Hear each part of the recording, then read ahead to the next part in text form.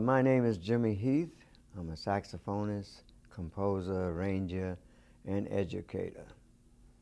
So Jimmy, are you working on, what are you working on now that you're particularly enamored of? I'm forever working on big band music. I just completed an arrangement on A Flower is a Lovesome Thing by Billy Strayhorn with a different groove, because Strayhorn basically wrote ballads. Maybe a couple of tunes were up, but other than that, one of his tunes being Take the A Train, and that's not Ellington's, it's Strayhorn's. But I'm also about ready to do a commission that Sean Jones has asked me to do for some people in Pittsburgh. I haven't received the formal letter from them or email about what they want me to do, but he's scheduling me a commission. I'm also doing a piece for James Moody for Harvard University. When you get a commission like that, how do you approach it? I mean, how do you start the writing process? What is it about that lets you enter into that process? Well, first of all, I figure out who I'm writing for, or if I'm writing it for myself.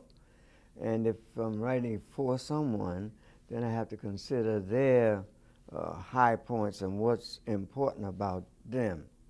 Like I did one for Lincoln Center for Joe Henderson at one time.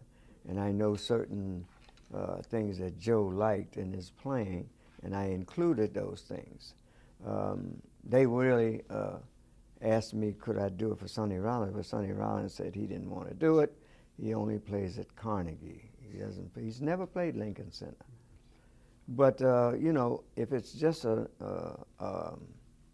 grant to do a piece, an original piece, for me, I would start out by, first of all, trying to get a theme and trying to develop that theme into, maybe if they ask me for a 3-part suite or 4-part suite or a certain amount of time, I have to gear myself accordingly and see if I can possibly put in different moods in that piece. Ballad, slow part, a up-tempo part, a climatic part. So it's a lot involved when you have an extended piece to do. Do you think of melody first? Yes, I do. I would have to think of the melody, and the rhythm usually is, in a jazz tradition, is 4/4 swing. Sometimes I have elements of 6/8 and sometimes odd rhythms once in a while, 5s and 7s and stuff. But basically I think about writing in 4/4, different tempos and different grooves, but basically 4/4, since that is the music that I grew up with. You compose at the piano? I compose at the piano sometimes. A lot of times I get a idea or motif from my instrument, from the saxophone sometimes. So it varies, and sometimes it's from intuition. If I sing something to myself and I like that idea, I have the ability now, in this late era with all the technology, to just tape it and then go from that and try to develop that idea. You have to get a strong motif first. And what about the sections? Do you think of the trumpet section having a particular role versus the sax section or the trombone section? Or how do you conceive of that? In the big band, I think of each section jointly, how they interact with each other, and I think about them individually as a section. You know, I was guilty of writing great sax solis in my arrangements. So a young man at one of these colleges asked me, say, "Mr. Heath, you write all the good stuff for the saxophones." And that prompted me to take another look, you know, because you can learn from anybody. So I wrote a soli section for the brass in Gingerbread Boy, and it it's pretty involved. And now I'm not accused of just writing for the saxophones, all the pretty parts. And then I'm concentrating a lot on the trombone section. And then to put them all together in counterpoint to each other and also in unison and harmony to each other, all these factors come into play. What would you recommend to a young person who wanted to compose for that ensemble? I mean, just listen to Duke Ellington, or what would you recommend? Theory? I mean, they got to understand counterpoint. Tell us about what tools they need.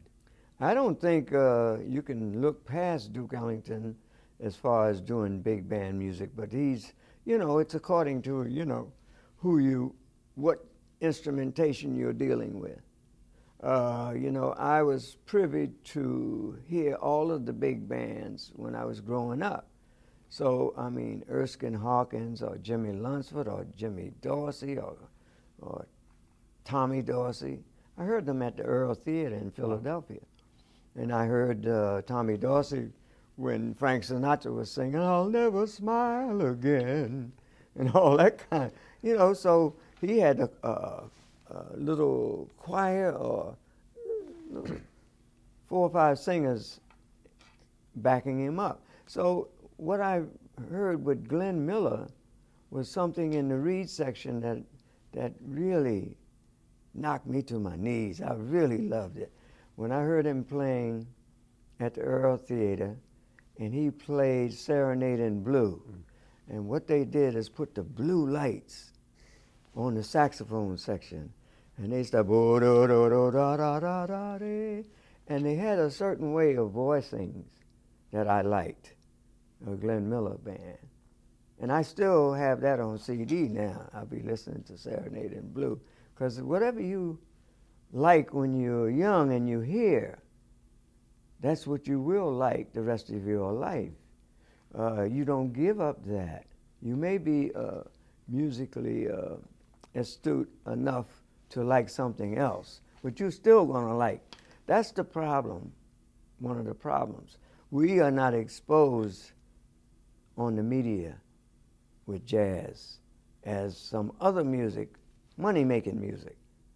So, and Western classical is always subsidized, and I find that jazz should, American classical music should be African American classical music in the beginning. Now it's world classical music of America, not Western classical. That's from Europe. Right. They support that heavily. Well, I want to let's pursue that line of questioning for a second. I'd like to come back to the arranging thing. Maybe just finish that up. So, and specifically, what were the way that Glenn Miller and I guess it was Bill Finnegan and those guys who arranged for him? What did they do with the sax section? Was it putting the alto a third above the? I mean, how did? Well, it was clarinet. A lot of clarinet lead in those sections. And, Duke used it also. Not that Duke didn't use it, but back in that time, there was a lot of doubling. And still in college bands, you find the students doubling. If you play saxophone, you play clarinet and flute.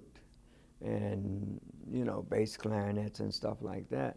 So that's a different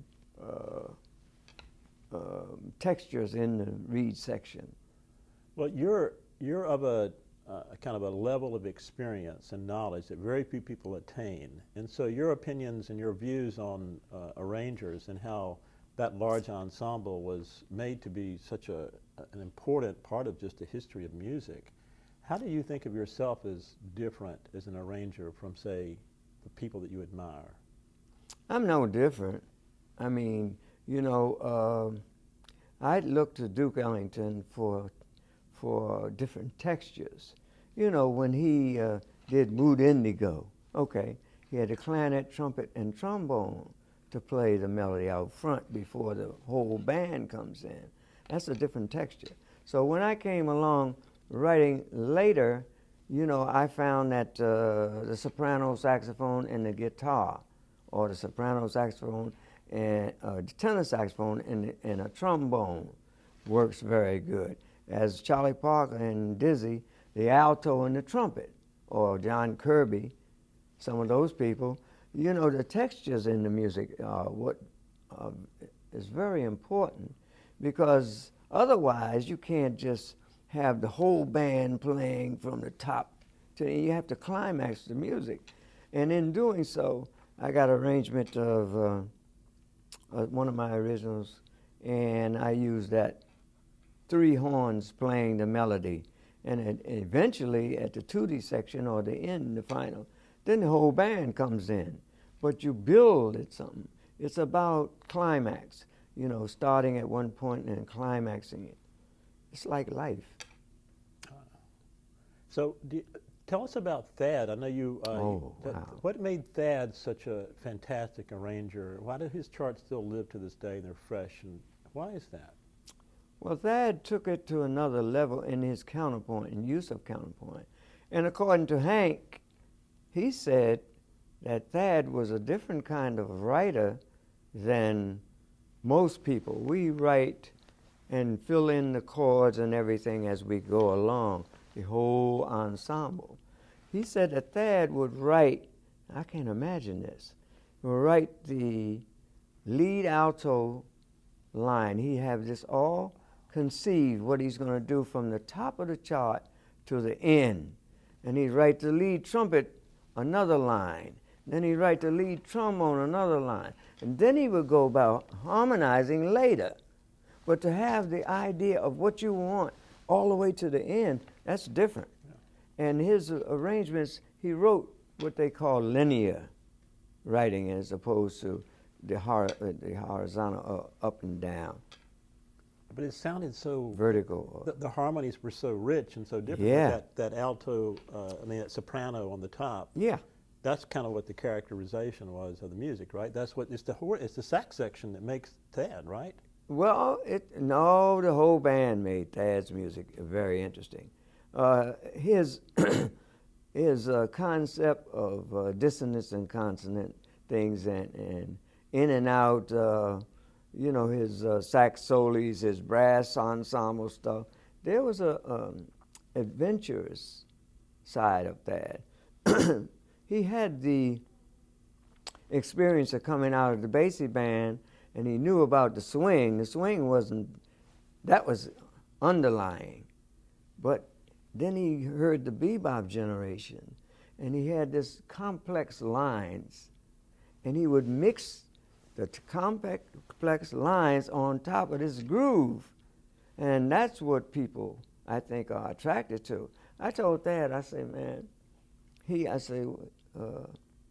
Thad, it's impossible for you to write music that heavy with a pencil. You must write with crayon.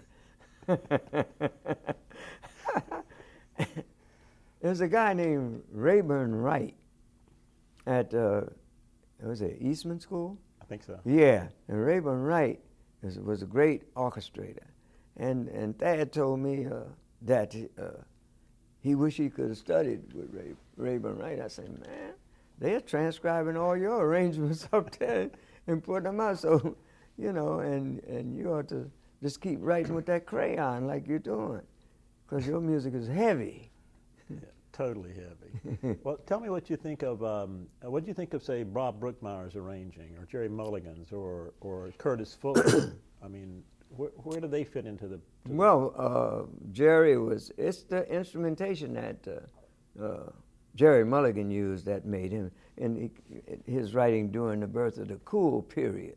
You know, it's the instrumentation. You know, they employed some other instruments from the Western classical, French horns, tubas, and other instruments from that genre that made the music sound. So did Mingus use the tuba. And I made 2 or 3 albums where I used French horns and tuba and stuff like that because of, and then I used cello on some of them. So it's a matter of the textures. And Brookmeyer and Mulligan, I don't know Curtis as a arranger. Curtis is a great player, and he's my man and all that, Fuller. but I didn't know him as a great arranger. If you'd have mentioned somebody like Oliver Nelson or some of those people, Quincy, somebody like that, it's different. But everybody had a little, Benny Golson, they have a little pet sequence or pet phrase or cliche that they have developed that identifies them. And Jerry, I think by him only using, and then he didn't use the piano much, did he? No. Okay, that allowed him to do different things. The piano didn't have him locked into the harmony because of the instrumentation. But he had a cool style of arranging, and it was very lyrical. But I say Brookmeyer was also, Brookmeyer was a little different in that he used some harmonies that were very dissonant in his writing. And he wrote very good too. He wrote even some stuff for the Ed Jones Band when he was in the band. But each one of those people, like Oliver Nelson, I had an occasion to write half of an album for Milt Jackson. And I thought I could pick the instruments, so I had a quintet. And on the other side, Oliver Nelson had a whole big band. And Milt Jackson had perfect pitch. And he had a problem with minor seconds, the two notes together that rub. If you have perfect pitch now, that kind of, and Oliver Nelson uses a lot of minor seconds in his orchestration. And Milt used to always say he liked my side of the record better than the Oliver Nelson side. But you know, Quincy, a lot of people like Quincy studied, I think he studied some of the Schillinger system like I did. The Schillinger system is a system by numbers that is pretty advanced, and it helps you to write extended pieces and crossover sections if you're writing something like that where you're connecting to another section and all that. So Quincy's writing is very, the song that I loved by Quincy, I made a record with Benny Carter with 5 saxophones. Did you have something to do with that record? Just a little bit. You produced that record, Over the Rainbow or something, for Music Masters or something? Yeah, well, we played Quincy's song from The Pawnbroker, the theme from The Pawnbroker, which I believe was the first time a black person had their name on the film as the music composed by Quincy Jones. Rod Steiger was the actor. But you know, before that time, black people were writing as ghost writers, you dig? Ghosts. For Max Steiner or Monsieur Bakhainikoff. And their name would be on the flick. And the black guy who did some of the writing for the flick wasn't even heard of. But that song, the theme from The Pawnbroker, is very Schillinger-like. It's a sequence that is very hip, and I like that song a lot. And Benny Carter being the arranger that he was, that you didn't mention. No, not yet. Benny Carter was incredible as an arranger. I learned, excuse me, I learned from Benny that when you're writing a soli of saxophones or in the brass section, usually the middle parts of the harmony are static. Like the lead line is saying do-do-do-do-do-do-do, and the baritone is be-do-do-do-do-do, and these guys in the middle saying da-da-da-da-da-da-da-da-da. He says you have to cross voice the middle two voices. So if I'm saying da-da-da-da, and this other guy's da-da-da-da, I say da-da-da-da, and this one say da-dee-da-dee-da. It gives them more movement. It's played better. And, you know, I learned that from Benny Carter, who was a master of composing and arranging. Is anything else you can say about Benny? I would like to move on from Benny, but you're right. Benny Carter was the man. What else characterizes his work that was unique and that influenced the people who came after him?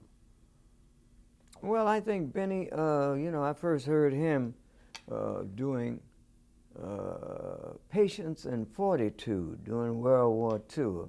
And the other side was, I think, was I'm Lost or I Surrender Dear. Or he played one side on the alto saxophone and one side he played the trumpet. He was a virtuoso in that and even, as you told me one time, he played trombone also. But his writing was advanced at that time in the early days of the swing era. He wasn't there, Duke was writing and Benny Carter and people, the person who, Don Redman and Fletcher Henderson, and the people who started the big bands. And he carried it further into a more modern way of writing after that era. And then consequently evolving, everything is evolving into something else. And like we were talking about Thad and coming out of, I don't know who Thad's inspiration was, but I would think that he heard Benny Carter too. So we all borrow from our predecessors. And you mentioned Fletcher.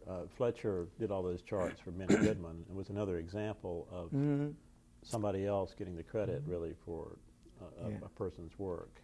And there was another person we had mentioned. They have in fact, next week or so, they have the music of Mary Lou Williams at Lincoln Center. Winton is putting on a program of her music. She was an excellent orchestrator with the Andy Kirk Band. And she also wrote something for Duke. She said she didn't ever get paid for it. But anyway, things like that. What I always say that is no one has a monopoly on music. This is why we have young people here at the Monk Institute learning to play music and all over the world. And they're interested in what went before them. But they will come out in a different direction. And every generation has its powerful performers of that generation. But nobody, sometimes it seems like Coltrane and Bird had a pretty good monopoly, and Duke, but it's not, they don't have everything. They left a little bit for somebody else, if only a little. Well, before we leave the arranging idea, tell me the difference between, as you think of it, between arranging for a small ensemble, even a sextet, and a large ensemble. You just have fewer voices, but do you conceive of it differently? I think you have to conceive of a quintet or sextet differently. Tentet, octet. It's according to how many voices you have. And if it's a quintet, what you do, like I would say, to make the quintet sound like a band and not just guys stand up improvising, Horace Silver was a perfect example of that. He had quintets, and he had a trumpet and a tenor. And but Horace, I was telling the students here yesterday, Horace would voice his piano parts so that it would make it sound like a big band.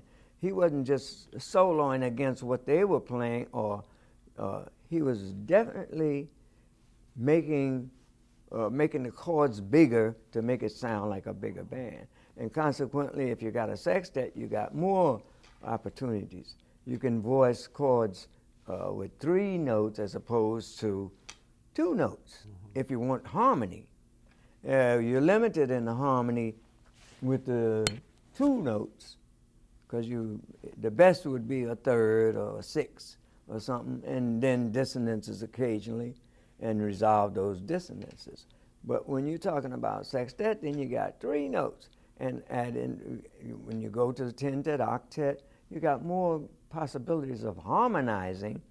Plus, your melody, if you're playing in unison, is stronger if you got that many people playing it. Eventually, coming to a big band, which is jazz is symphony orchestra. That's our biggest sound. Sometimes we add even, I wrote a piece called Afro-American Suite of Evolution in 1973 or something like that.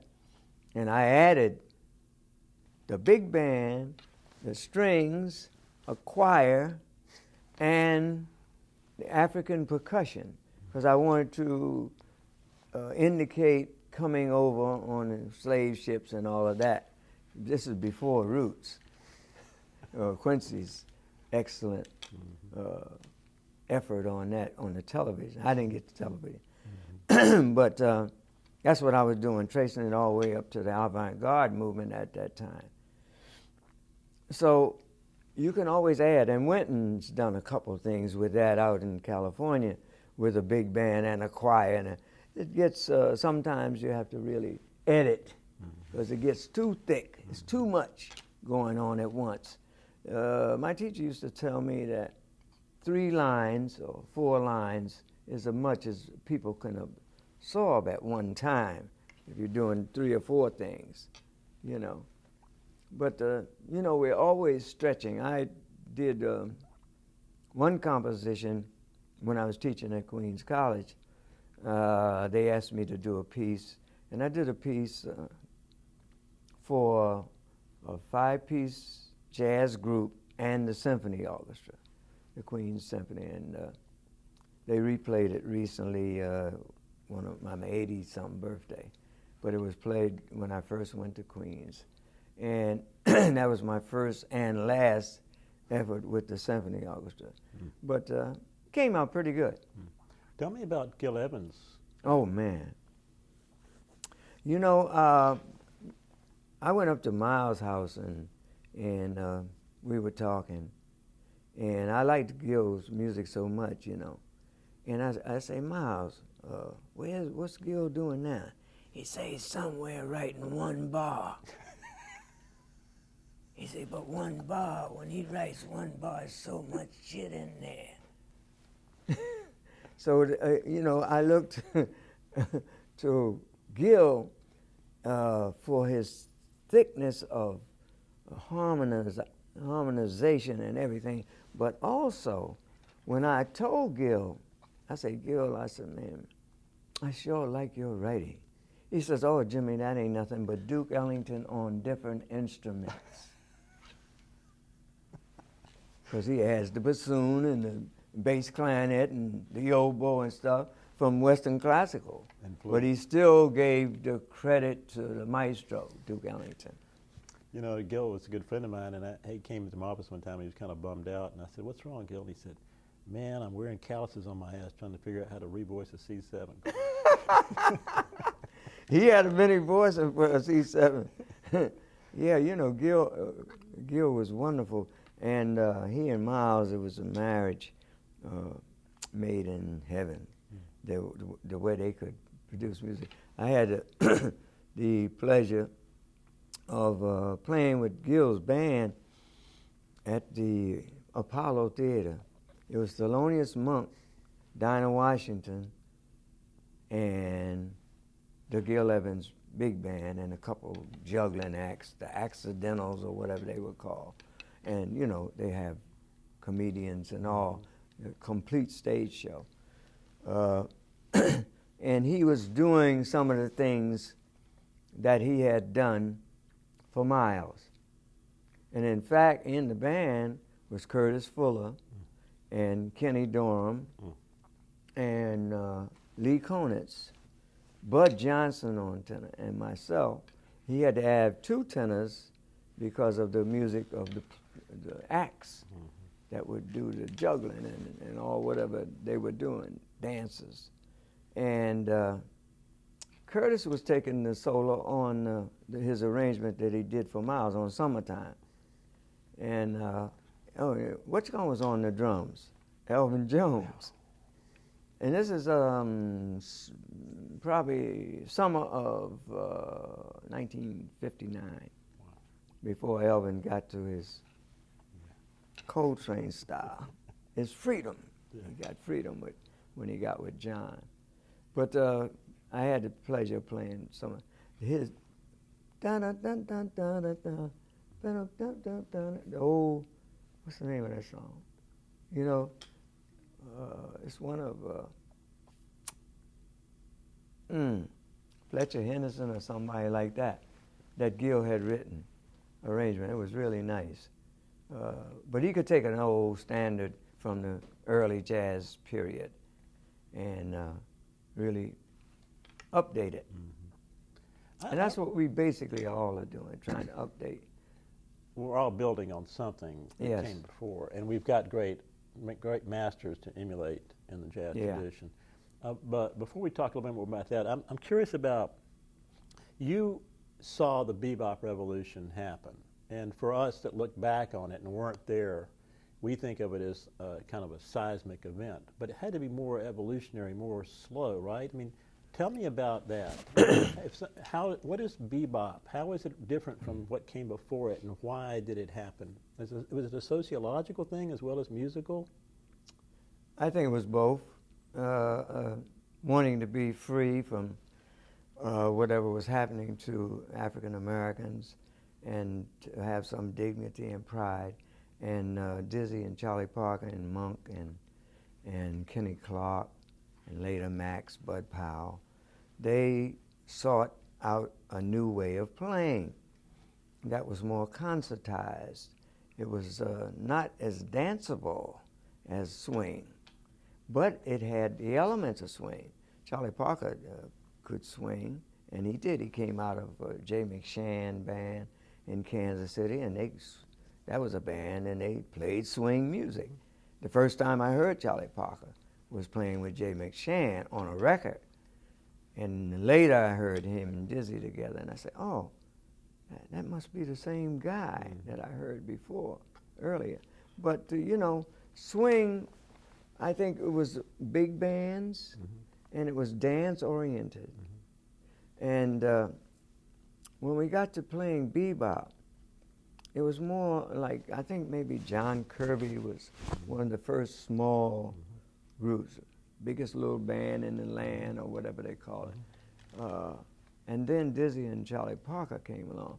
What beboppers did was to extend the vocabulary harmonically and stretch out, play longer solos, because they had more data in the data bank and they could produce more. Wherein the early soloists in the swing era were limited, you know, and it was limited to the technology of the recording industry too. You know, you had a 2 or 3 minute record. You got to get all your stuff in on your solo. You might get one chorus. Right. So you had to get all your stuff in. And believe me, there was some remarkable solos played with one chorus. Sometimes it's too much, you know. We need editing now because they play too long. And they think because the people clap, hey, I say they may be clapping because they're glad you stopped.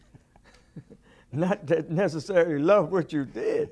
So anyway, the swing era into bebop. Well, I think I would have to ask Dizzy and Bird that if I could, but they came out of swing bands. And then they started this other music. I think the cradle of bebop was probably the Earl Hines band before the Billy Eckstine band, which took some of the same members. Because Charlie Parker was with Earl Hines, Sarah Vaughan was singing, Billy Eckstine was singing, and Dizzy was in the band, and Bud Johnson and people like that.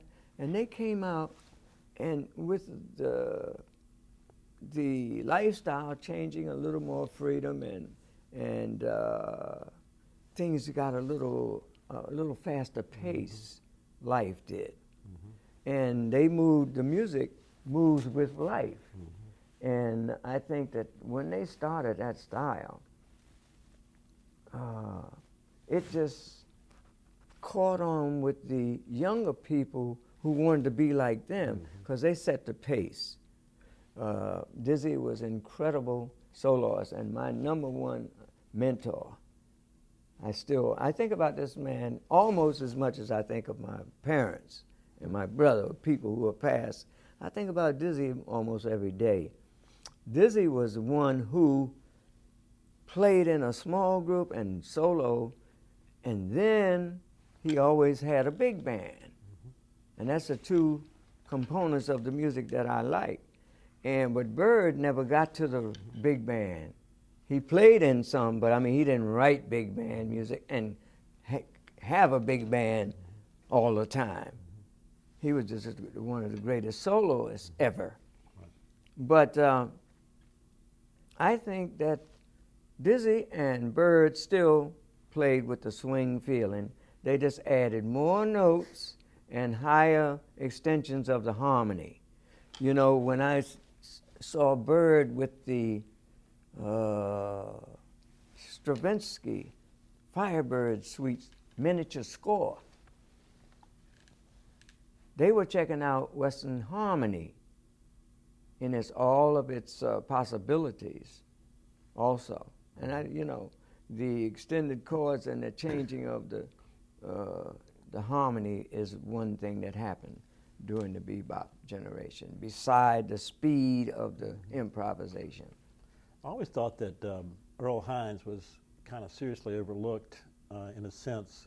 And that solo he played on West End Blues is just as remarkable in its own way as the solo that Louis Armstrong played on West End Blues. And I thought it would be more adventuresome harmonically and led to the future in a way, in a different way. It was like Louis led this way and Earl led this way. Do you feel that? Well, you know, the piano is always able to do more than a single note instrument as far as harmonically, because they got it all there. The whole symphony orchestra, your whole jazz band, the whole thing is on that 88.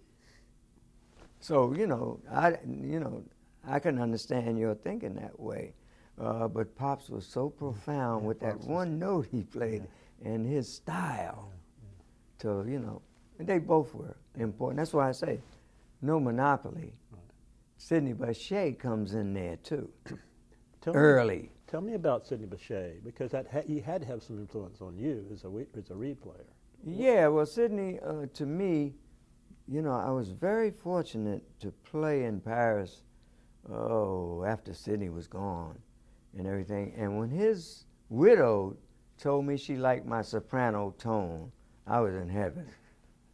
Because Sidney played with such a vibrato on his playing. And when Coltrane and I were practicing around Philadelphia, we tried to get away from that vibrato and play straight tone. But what Sidney did is to imitate the voice. And that's why he was popular. For lack of another example, this is why Kenny G is popular. Because he has a vibrato. And he begs instead of, it's not ethereal and sound like a Coltrane in the high register was gorgeous, but not crying. You know, it's a spiritual thing. I think he begs, and it's not a crying. He begs like begging, give me some money. Oh, I need some money. You know, it's like playing a comb with wax paper, like the cats used to do when they didn't have instruments. You know. Where we were trying to get a straight tone. But Sidney had that vibrato too. I think he's one of the first ones. But the people loved him. I just did a concert at Yale where it was a saxophone symposium, and we had one of each. Scott Robinson bought the bass saxophone, and then he bought the double bass saxophone. An E-flat one that's got a bell about that big. I can almost get in the bell. And then he had the sopranino, and we had the soprano, the alto, tenor, and all. You know, and I learned Sidney's solo, Petite Fleur, because that was a big hit. La da da, da da da da da da, da da da da da. But I told all the students, when I'm teaching, man, we have to imitate the human voice. This is why Ben Webster and Johnny Hodges were such great saxophone players, because they could imitate the voice, and Train could do it too. Before the end, when he went into some other groove, but early on ballads, you have to get your sound. What is it? What is it? The name of that play? The Sound of Music. Mm. You've got to have a good sound, and the reason somebody like Kenny Drew is because of the public. Their musical knowledge is limited in America. Other countries, they like all kinds of music, and they're able to accept all kinds of music. But I think the sound, you have to have a good sound. And Sidney had a sound that was appealing. Whether, I wouldn't have played like that myself. I don't hear that. I think you can have a smaller vibrato, not quite as wide. I remember hearing Billy Eckstine sing, and at the end of his life, his vibrato got wider and real floppy, and it's a matter of control. And some people have vibrato, and it's good. Now, Ben Webster had a vibrato on the tenor, but he knew how to sing.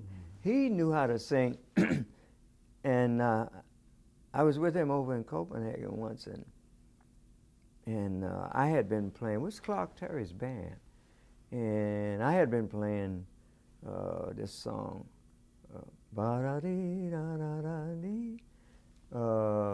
All Too Soon, Duke Ellington composition. In the arrangement, Ernie Wilkins wrote, and Ben was in the house.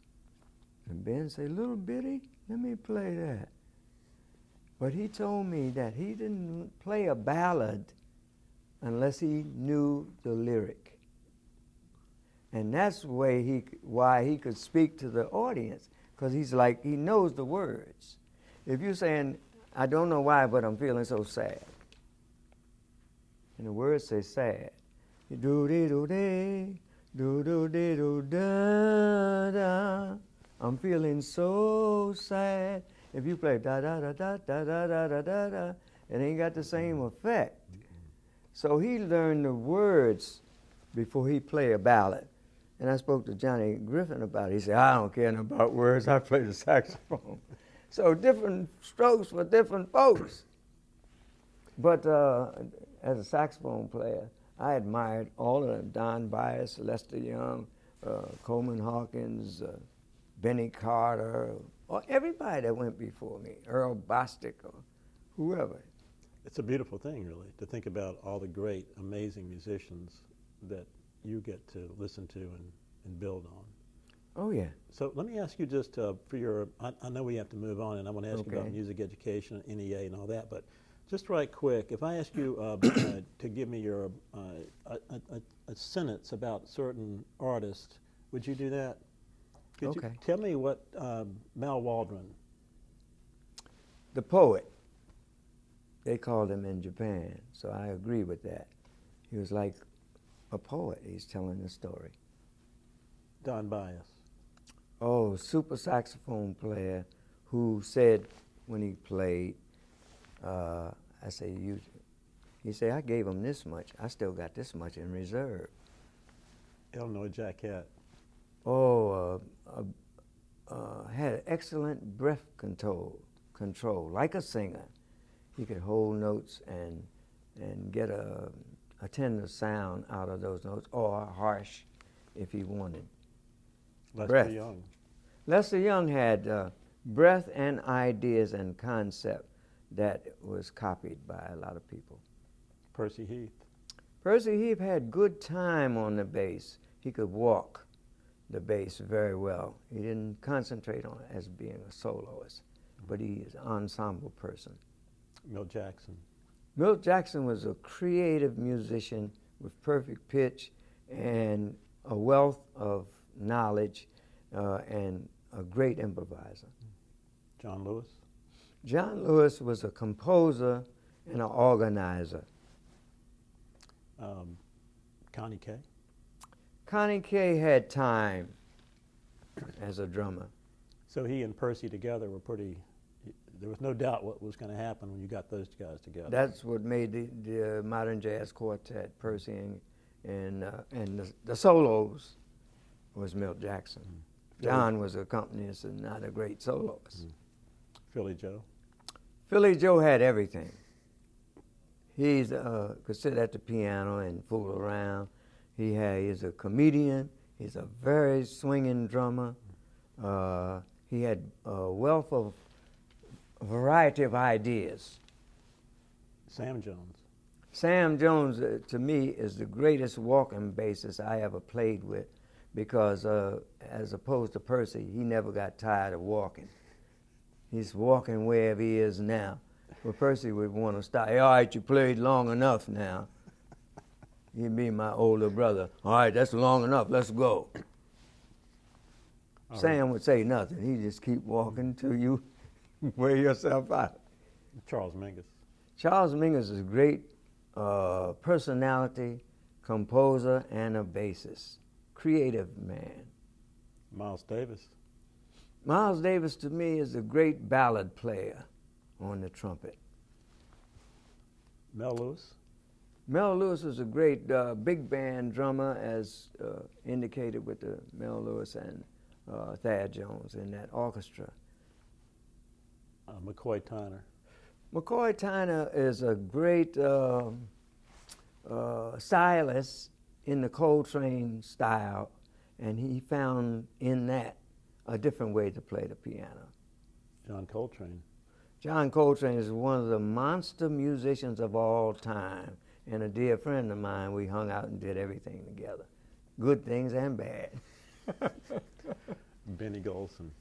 Benny Golson is a great orchestrator and composer and saxophonist. He has three things going for him, and a very dignified person. Jimmy Lunsford? Jimmy Lunsford had a band that was competition for Duke Ellington.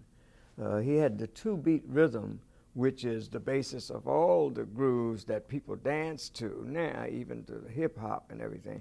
That 2/4 feel that Jimmy Lunsford band had was incredible, and he had some great orchestrators. Benny Goodman? Benny Goodman was a great clarinetist that was a nice man in bringing in integrated groups. He's one of the first to bring in people of color into his band. Lionel Hampton? Lionel Hampton was a groove master. He could break a house down, man, with his style and with that fast two-beat drum playing. From back with George Jenkins, when I remember, and Ellis Barty and all those drummers, he would have them working hard working. He's gonna work hard when he comes. You give him a job. When you leave there, the audience, they're gonna have something to take home. Kenny Durham? Kenny Durham is the master romantic writer of the bebop generation. He and Tad Dameron, to me, wrote the most beautiful ballads during that era. Clifford? Oh, Clifford Brown was a follower of Fats Navarro and a master trumpeter with a gorgeous sound on his instrument. And he had facility also to play very fast and meaningful. Johnny Griffin? Johnny Griffin was one of the fastest guns around on the tenor. He could fly on the tenor. He's a fast gun. Lockjaw Davis?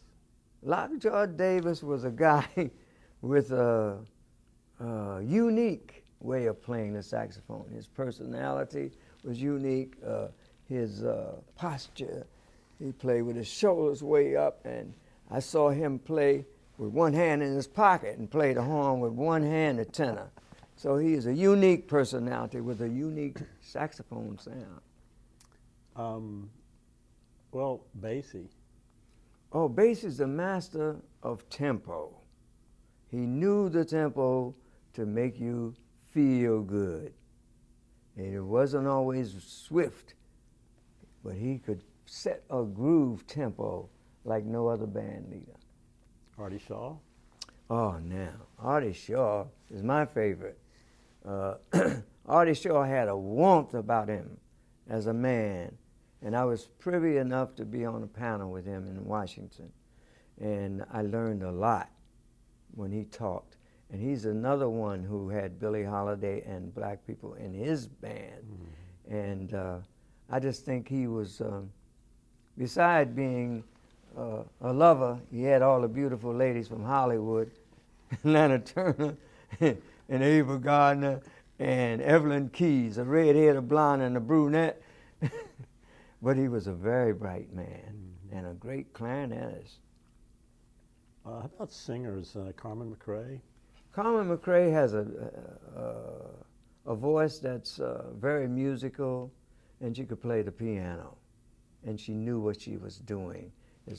I like singers who are able to understand harmony. Mm. Well, Billie Holiday.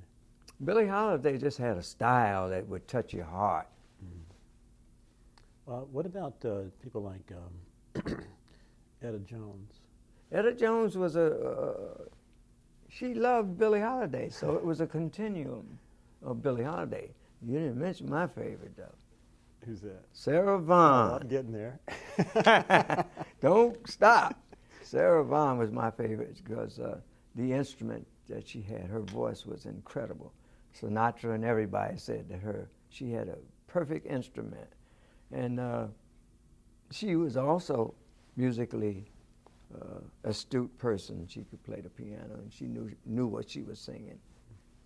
Who do you listen to? What do you listen to tonight for pleasure? If you were going home to your house and you were putting on music.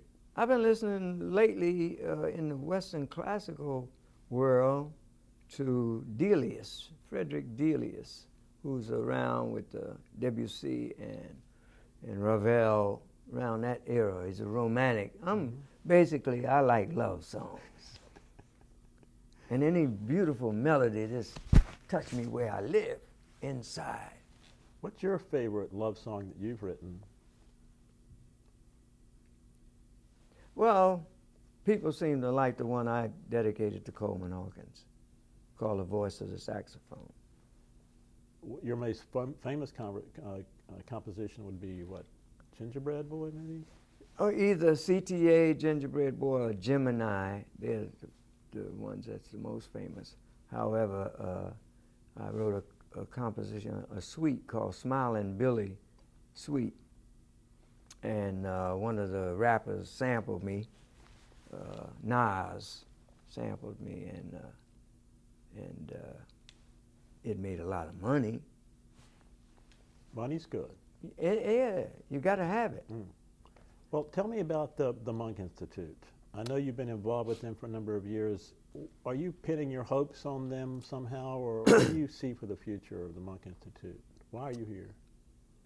The Monk Institute, I was there when we had a meeting at Tavern on the Green with Willie Jones, the drummer from Brooklyn, mm-hmm. and Max, and T.S., of course, and Tom Carter, and I know Maria Fisher wasn't there, but she sent her word. She was still around. So I was there at its inception from the beginning. 22 years is it now? Mm-hmm.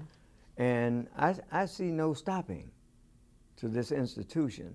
The students who came out of here and from the competitions, I see them all in the world making it. Mm-hmm. And that's a good sign. You know, I had two of my students when I was at Queens College, the trumpet competition. Darren Barrett won first prize, and Diego Urcola won second prize. And they both were my students at Queens College. I've had pleasure of working with some of the winners and some of the ones who didn't win. Jimmy Green, the saxophonist, you know, he was in the competition. Who else? The Israeli guy, I'm trying to think of it. Saxophone player, he ended up playing with Herbie. Anyway, over the years. Lawrence? Huh? Arnie Lawrence? No. Arnie didn't, no. I didn't think he did. No, no, this is a young guy. Yahel or something like that. Oh, okay. His name. But anyway, I see him out in the world. Ryan Kaiser's with Winton. He's been in that band for years. He's got some beautiful records out on his own. He was in the competition. When you see last year out in California, Arabagan, John Arabagan, a great alto saxophone player. You know, when I was the judge along with Benny Carter, Jackie McLean, Frank West, and Branford Marcellus. We were the judges for Joshua Redmond. And look what Joshua has done coming through after his winning that competition and getting a record contract. Now he's a named saxophonist. You know, so when I see things like that, I said the Monk Institute is a very special, if you're chosen to be in the Monk Institute and study with the masters that come in, it's something I wish that I could have had when I was coming up. It took me a long time to learn a lot of stuff over years. When they get it, you know, at least they get the data very in the matter of 2 years, and then they can do whatever they wish with it. But they get the exposure to the people who in the world are making it, playing music that they love. You can't beat that, to play something, do something you like in life and get paid for it. Well, the two of the other artists that are very closely associated with Institute are Herbie and Wayne, and I didn't ask you about them. They came in later. Yeah, they Yeah, were but young, they are. compared to your generation and the generation after that, right? Yeah. And maybe even Yeah. before that. So tell me your impressions of these young people. They were young people when you first Oh, met yeah. them, and now they've grown up to be the elders. of the Yeah, community. Herbie played with, I played first with Herbie in 1963 with Donald Byrd in Birdland. And Herbie was being wooed by Miles Davis. But Herbie has staked his claim in the world of music. And it's a very high echelon. He and Wayne, they've created a lot of, they're very creative people. And we have people like that in the organization, along with T.S. and hustling Tom Carter. You know, we're in great shape, but I mean, musically, when you speak of those two, Herbie Hancock and Wayne Shorter, they're masters, and they've been acclaimed so, master musicians, and we need those.